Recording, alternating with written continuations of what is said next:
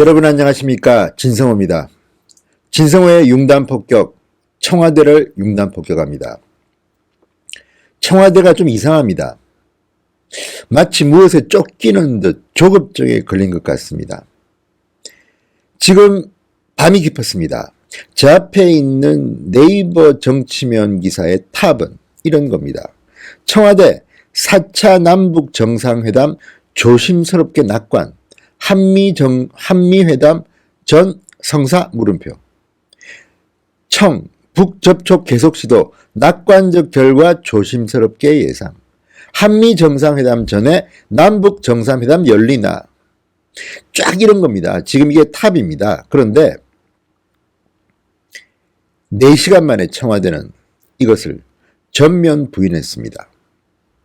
자, 이런 것들을 보면 지금 청와대는 상당히 뭔가 쫓기는 것 같기도 하고 또 뭔가 북한과 협상을 하다가 뭔가 잘 안 된 것 같기도 하고 왜 이렇게 왔다 갔다 할까요?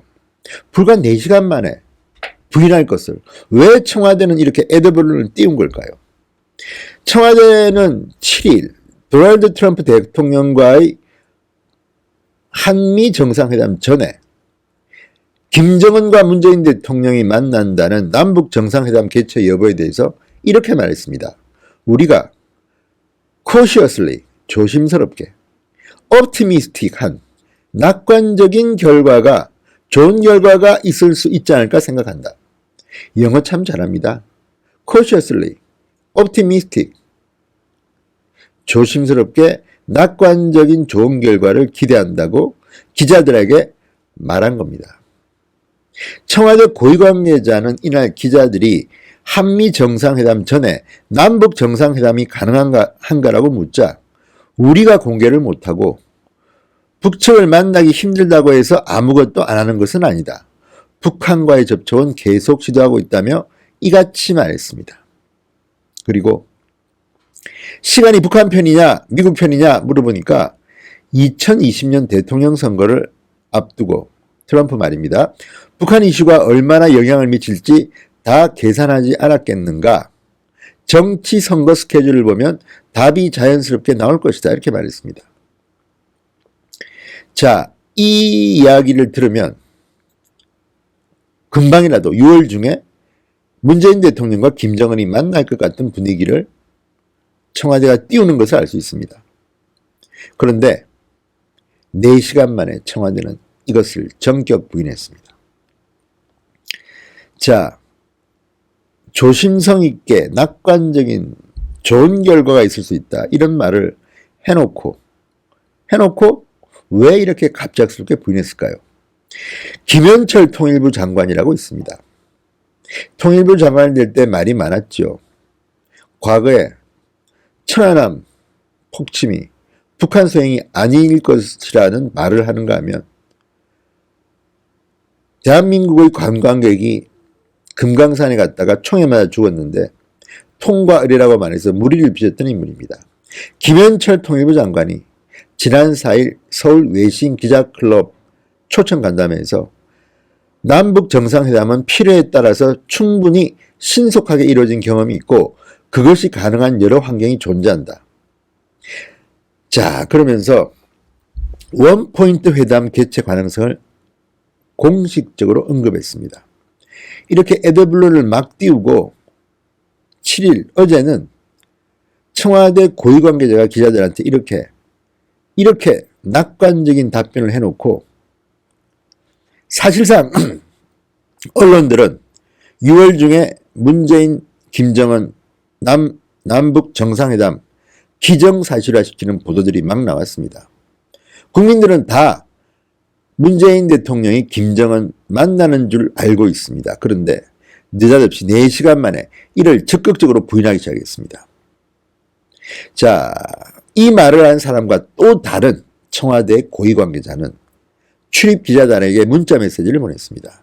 6월 남북 정상회담은 사실이 아니다.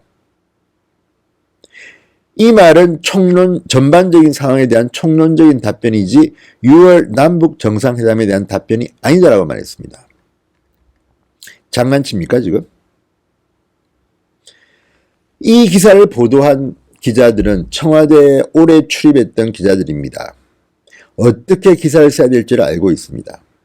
그리고 문재인 대통령이 김정은을 만난다는 기사가 쏟아지고 지금 네이버 정치면에 지금도 탑 기사로 쫙 깔려 있는데 부인했다니요. 이게 말이 됩니까? 아마도 그 4시간 동안 무슨 일이 일어났던 것은 아닐까요? 이 기사를 보고 북한 측에서 빨리 기사 내리라우 하고 전통이라도 온 게 아닐까요? 이런 생각까지 하게 됩니다. 문재인 대통령은 뭐가 그렇게 조급할까요? 김정은을 만날 지금 이유가 있습니까? 지금 현재 상황에서 뭐가 바뀌겠습니까? 이미 문재인 대통령은 트럼프 대통령으로부터 소외되고 있습니다. 하노이 회담 때 북한에 5개의 핵무기 장소가 있는데 왜 니들은 한두 개만 없애려고 하느냐. 이런 말을 하면서 회담이 결렬됐는데 그 전에 대한민국 청와대는 전혀 몰랐습니다. 대한민국 정부를 믿지 않는 것 같습니다. 문재인 대통령은 북한과 가까운 사람으로 인식하고 있는 것 같습니다. 외교에서 친구는 아니라고 판단하는지도 모르죠. 청와대가 이렇게 4시간 만에 입장을 번복한 것은 사실상 문재인 대통령의 뜻이라고도 볼 수 있습니다.